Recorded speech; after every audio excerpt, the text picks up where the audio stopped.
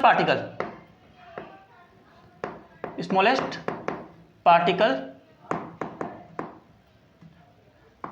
with which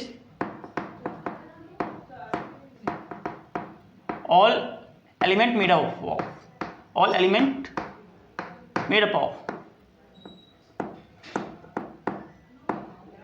वो एक सबसे स्मॉलेस्ट पार्टिकल जैसे कि सारे सारे एलिमेंट बने हुए हैं, उसे हम क्या बोलते हैं? एटम बोलते हैं।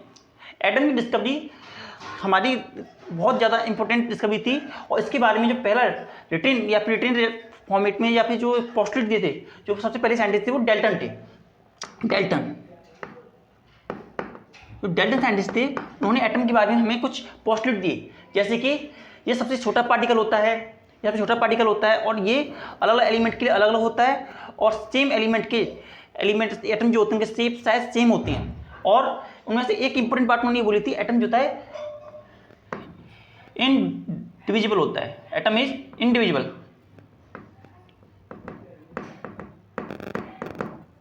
इनडिविजिबल। एटम को और ज़्यादा तोड़ा नहीं जा सकता है। एटम ही सबसे छोटा पार्टिकल होता है जिससे कि सारे सारे एलिमेंट मिलकर के बने हुए होते हैं। लेकिन फिर बाद में थोड़ी सी बहुत सारे रिसर्चेज हुए, और रिसर्च होने के बाद में ये बात साबित हो गई कि एटम जो होता है स्मॉलेस्ट पार्टिकल नहीं होता। इन एक्चुअल में एटम के भी कुछ और पार्टिकल होते हैं जो उससे भी छोटे छोटे पार्टिकल्स होते हैं, जिनका हमने नाम दिया इलेक्ट्रॉन,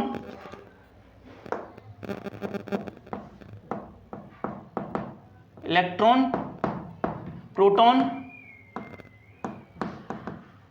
एंड न्यूट्रॉन। इलेक्ट्रॉन जो था नेगेटिव चार्ज पार्टिकल होता है, नेगेटिवली चार्ज्ड।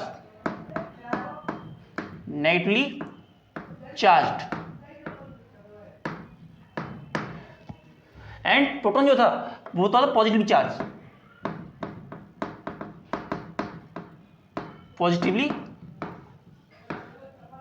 होता था। न्यूट्रॉन पर कोई चार्ज नहीं होता था, no charge.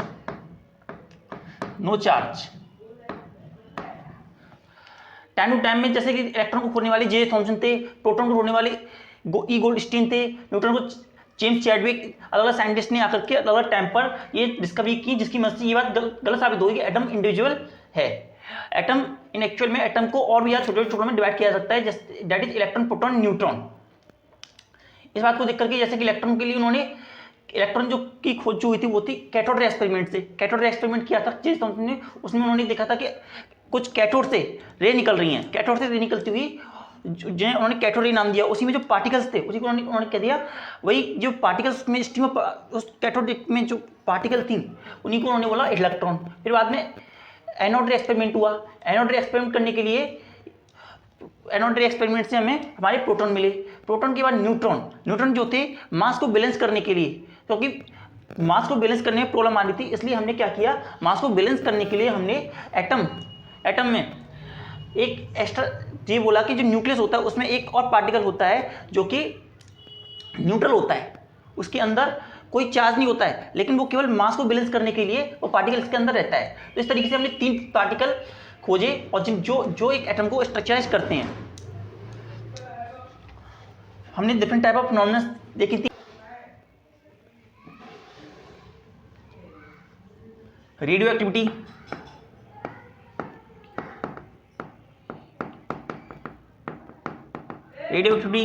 Nuclear fusion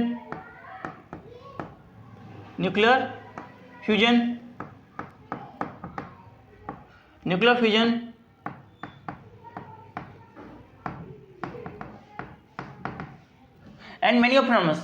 different type of phenomena हमने यहाँ पे खोजे। और लाइन स्पेक्ट्रम, लाइन इमिशन और ऑब्जर्प्शन, लाइन इमिशन और ऑब्जर्प्शन स्पेक्ट्रम हमें देखने को मिले। ये सारी चीजें जो थी हमने एटम्स के बारे में जब और डिटेल में समझा, और एटम ये देखा कि इलेक्ट्रॉन जो होता है, इलेक्ट्रॉन हमने एक तो बात, इलेक्ट्रॉन जो है केवल जितनी भी चीजें, ठीक है इसे काट देना प्लीज, ओके। देखिए तो इलेक्ट्रॉन जो होता है हर एक ऑब्जेक्ट में पाया जाता है। इलेक्ट्रॉन के बारे में थोड़ा सा हम आपको थोड़ा सा दिखाते हैं, ये थोड़ा सा स्ट्रक्चर कैसे बना। जैसे देखिए हमने, जैसे देखिए ये सारा का सारा जो यूनिवर्स है, वर्ल्ड है, वो सारे सारे किससे बना के, मैटर से बना के रखा है। मैटर किस मैटर से मिलकर बना हुआ है। मैटर जो होता है, मैटर के अंदर क्या होते हैं, पार्टिकल्स। क्या होते हैं, पार्टिकल्स।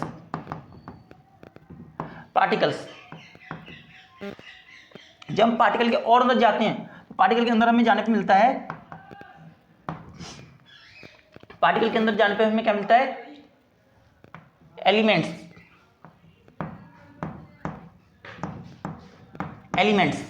जो एलिमेंट्स होते हैं उनके अंदर होते हैं एटम्स।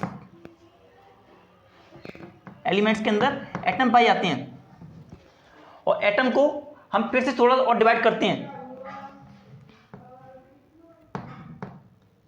तो एटम को जब और डिवाइड किया जाता है तो वो इलेक्ट्रॉन, प्रोटॉन एंड न्यूट्रॉन में सब डिवाइड होता है, हो जाता है। तो इस तरीके से हमने क्या देखा, एटम, इलेक्ट्रॉन जो होता है, इलेक्ट्रॉन हुआ, प्रोटॉन हुआ एंड न्यूट्रॉन हुआ, कोई भी पार्टिकल हो, कुछ भी पार्टिकल हो, हर पार्टिकल में पाई जाती हैं। तो इस बात को देखते हुए क्या कह सकते हैं, electron, proton and neutron are the fundamental particles. Electron, proton and neutron are the fundamental particle, are the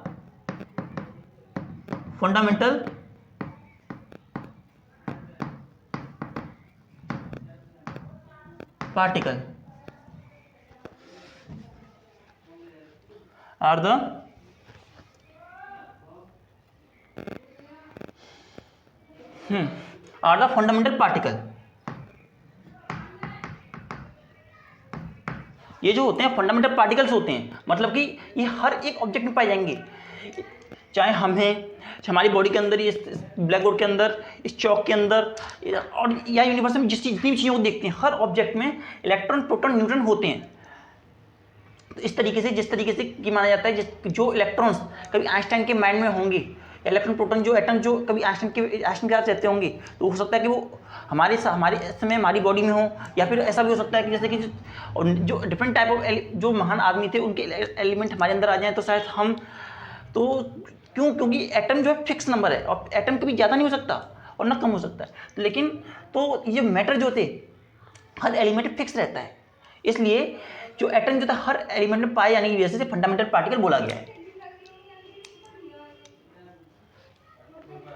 तो सबसे पहले हम कुछ स्ट्रक्चर्स के बारे में देखते हैं, structures of atom.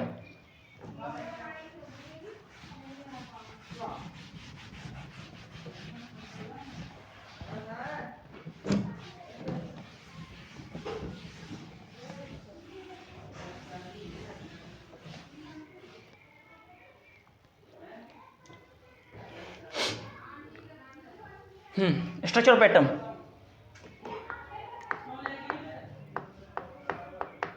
Structure of atom, structure of atom. First structure जो था वो जे थॉमसन ने दिया था। First model J Thomson, model of atom, model of atom, J Thomson model of atom. ये थॉमसन मॉडल ऑफ एटम क्या कहता है, इस मॉडल को हम प्लम पुडिंग मॉडल बोलते हैं। Plum pudding model, plum pudding model हो जाता है जे थॉमसन के मॉडल को। इस मॉडल में क्या था, इन्होंने ये बोला कि जो इलेक्ट्रॉन होता है एक पॉजिटिव चार्ज स्फीयर है, जिसमें कि नंबर ऑफ प्रोटॉन जो होते हैं यूनिफॉर्मली डिस्ट्रीब्यूट होते हैं, एंड जो सीट्स और जो इलेक्ट्रॉन्स होते हैं वो उसमें एम्बेडेड होते हैं। जगह जगह पे इम्बेडेड होते हैं। जिस तरीके से प्लम पुडिंग मॉडल में किशमिश और बादाम वगैरह ये सब ये उसमें मिक्स रहते हैं, और वो तो उस तरीके से वो एक मॉडल होता है। इसी तरह से यहाँ पे हम एग्जाम्पल है वाटरमेलन का। वाटरमेलन में जिस तरीके से एक वाटरमेलन,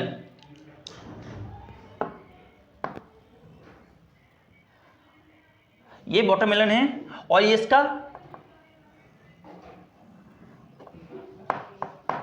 रेड पार्ट है।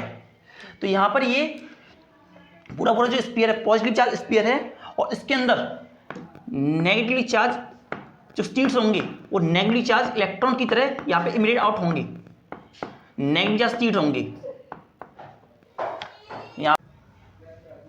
यहां पे ये स्पीयर है, पॉजिटिव चार्ज स्पीयर है, और इसके अंदर इलेक्ट्रॉन जो है, इलेक्ट्रॉन इसके अंदर है।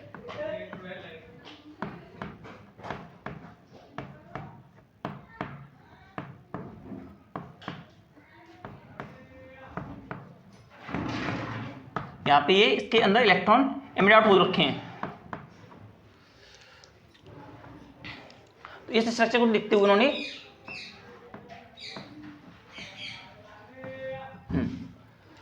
तो ये J Thomson model of atom,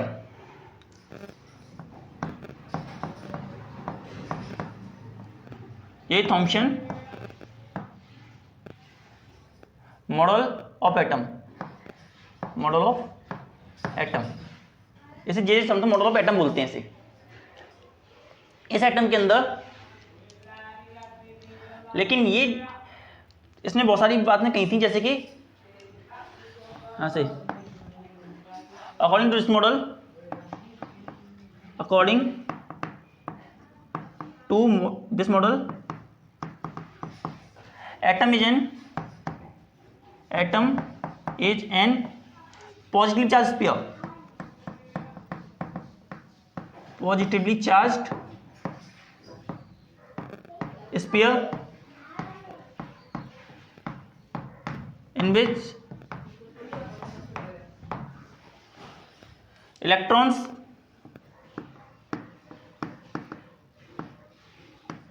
are emitted in it, जिसमें कि इलेक्ट्रॉन इमिटेड हो चुके हैं। यहाँ पे इस तरीके से फिक्स अमाउंट में मिले हुए हैं। That model is called plum pudding model और watermelon model. That model is called plum pudding model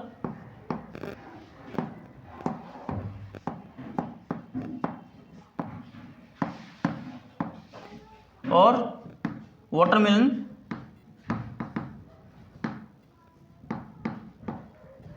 model. Plum pudding model, watermelon model भी इस मॉडल को बोला जाता है।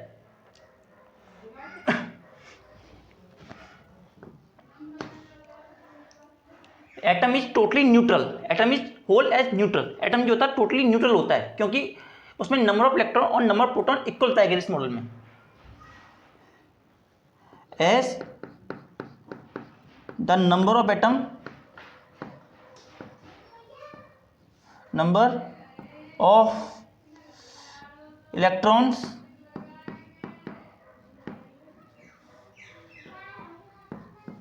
and number of proton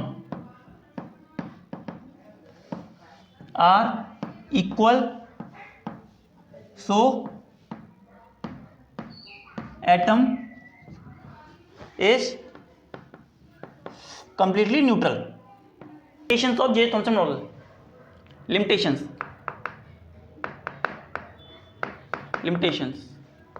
इसकी लिमिटेशन क्या थी?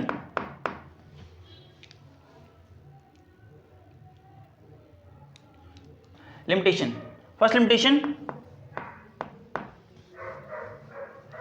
This model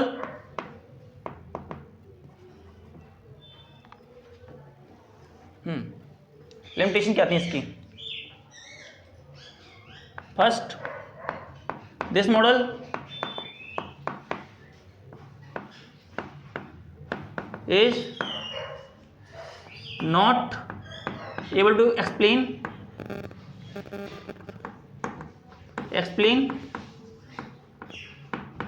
the hydrogen spectrum hydrogen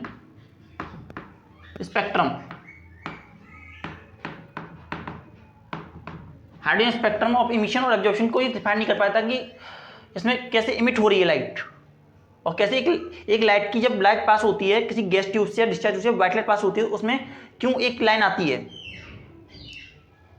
second,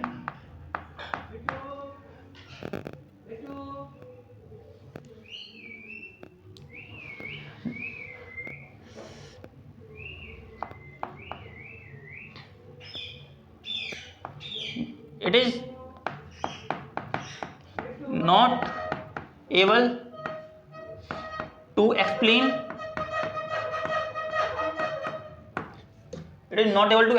the alpha particle scattering experiment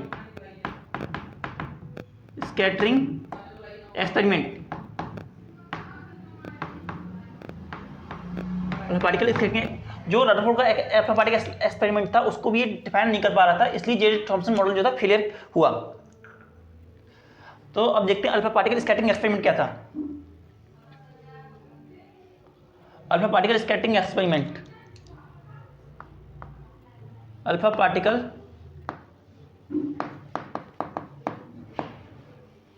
scattering experiment, scattering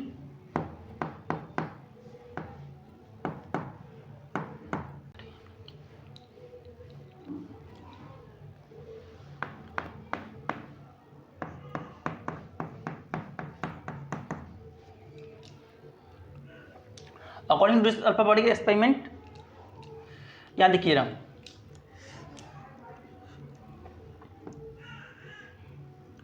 जब हमने एक रेडियो एक्टिव एलिमेंट को यहां पे रखा, यहां से यहां पे रखा और यहां से एक सिल्ट लगा दिया,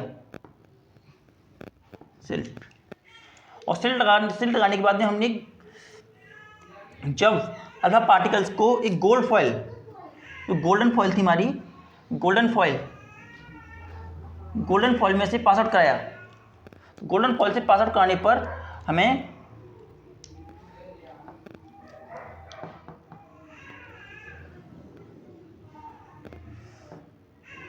हमने क्या देखा कि जो अल्फा पार्टिकल्स हैं यहां से होके जाने पर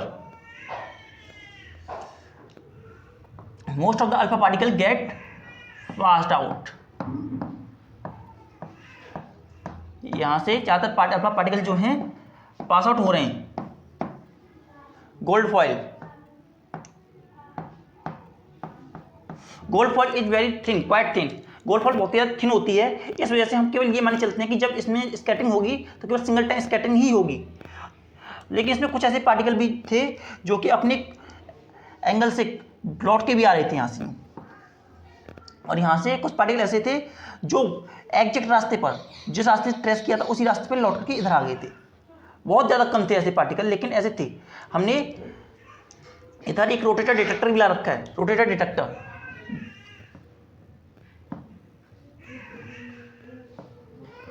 rotated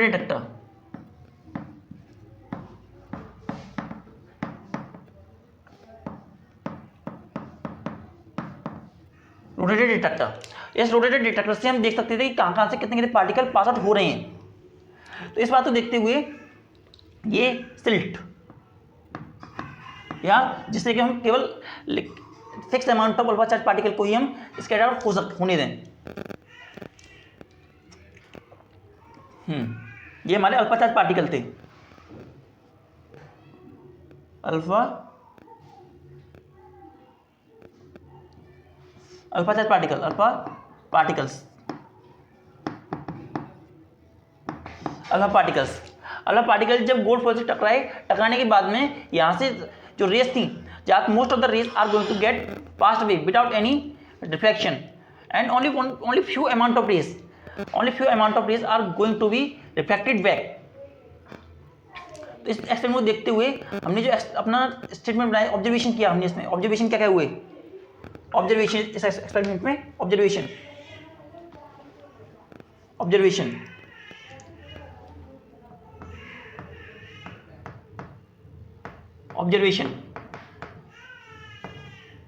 first,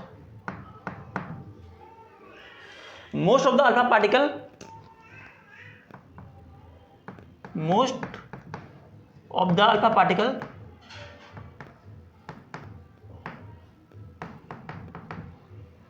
get pass out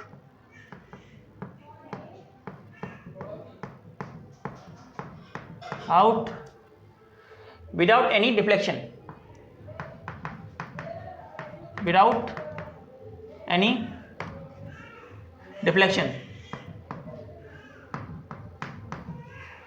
only a few number of particle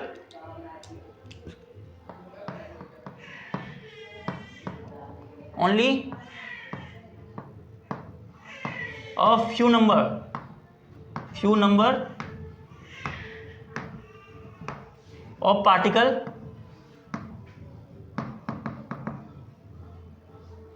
about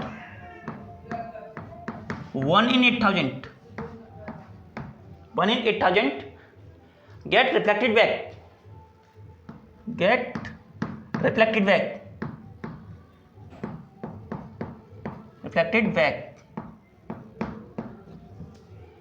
तकरीबन 1000 में से केवल एक पार्टिकल ऐसा था जो कि अपनी पोजीशन से रिफ्लेक्ट बैक हो रहा था।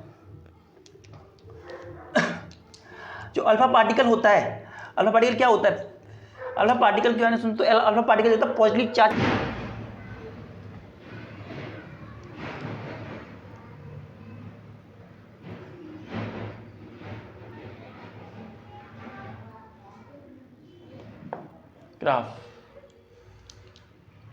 ग्राफ नहीं बनाया, number of alpha charge particle,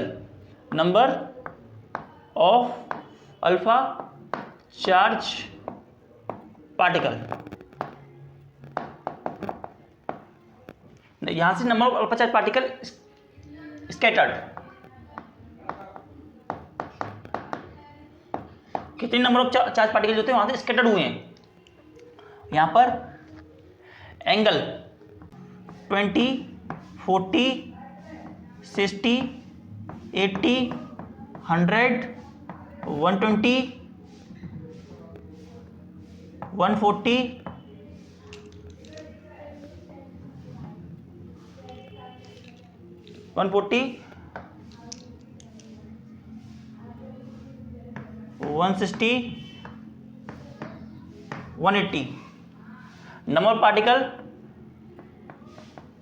10, 10 to power 2, 10 to power 3, 10 to power 4, 10 to power 5, 10 to power 6 and 10 to power 7, इस तरीके के नंबर ऑफ पार्टिकल यहाँ पे आए।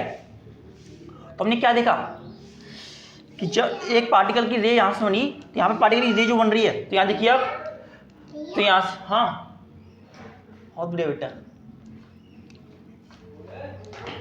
हाँ, तो जब हमने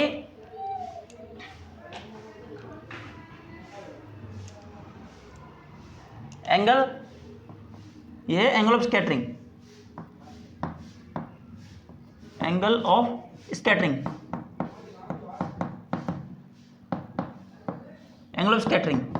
जिस एंगल पे आकर वो स्कैटर हुई उसे उसी एंगल का बोला एंगल ऑफ स्कैटरिंग, कि जिस एंगल वो कितने एंगल पे आकर वो स्कैटर हुए।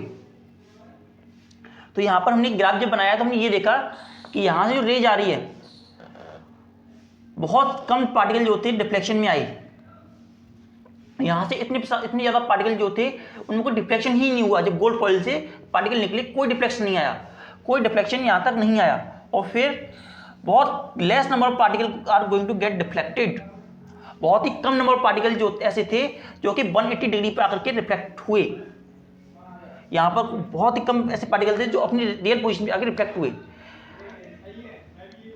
इस ग्राफ की मदद से हमने ये समझने की कोशिश की कि ज़्यादातर अल्फा पार्टिकल जो थे, most of the alpha particle are going to be move without any deflection and some of the particle are going to be deflect. It is about in particle number 1 in 8,000, about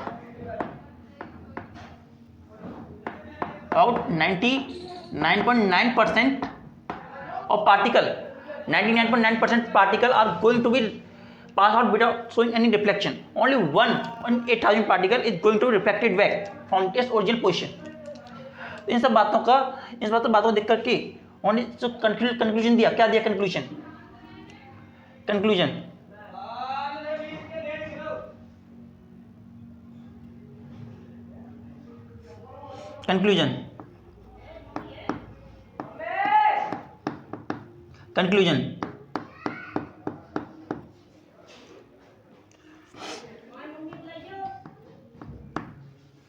और conclusion क्या था? Conclusion उन्होंने दिया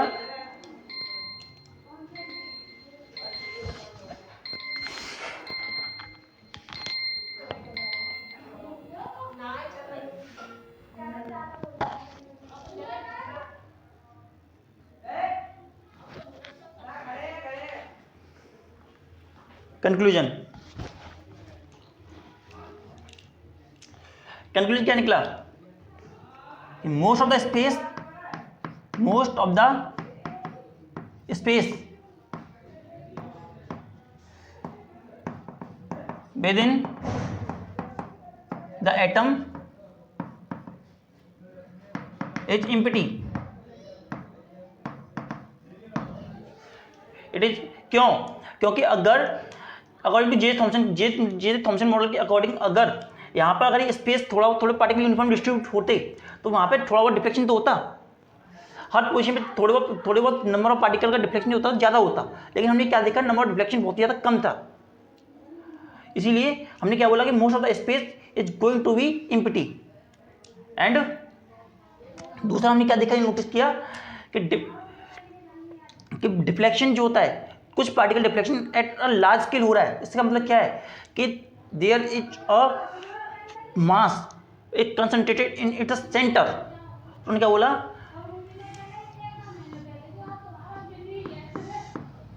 mass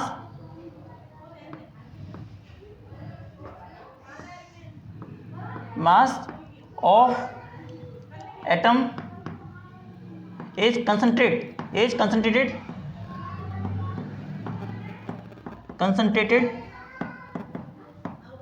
within the atom, within the center।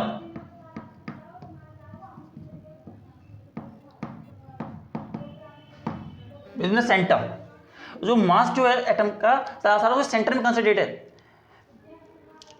And called and named it nucleus,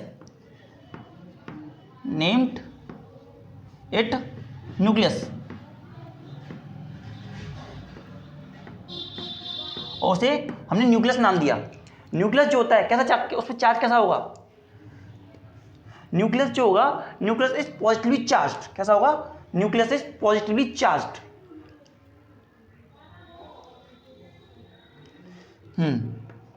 third, nucleus is positively charged.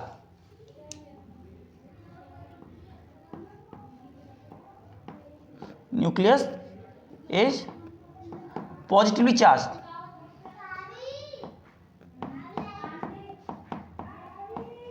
Positively charged nucleus जो होता है positively charge होता है। Nucleus is positively charged. Reason behind it, क्या reason इसका reason simple सा है कि alpha particle is an positively charge particle. Alpha particle एक पॉजिटिव चार्ज पार्टिकल है और उसका इतना हाई लेवल पे डिफ्लेक्शन जो कर सकता है एक पॉजिटिव चार्ज पार्टिकल ही कर सकता है, क्योंकि जब दो पॉजिटिव चार्ज पार्टिकल आपसे मिलते हैं तो डिफ्लेक्शन होता है। एंड फोर्स ऑफ रिपल्शन जो उन दोनों के बीच में होगा वो कितना फोर्स ऑफ रिपल्शन होगा? Force of repulsion in two particle F is equal to coulombian force 1/4 pi epsilon naught ZE upon E upon R square distance in between the particle. ये फोर्स जो होगी दो पार्टिकल के बीच में लगेगी।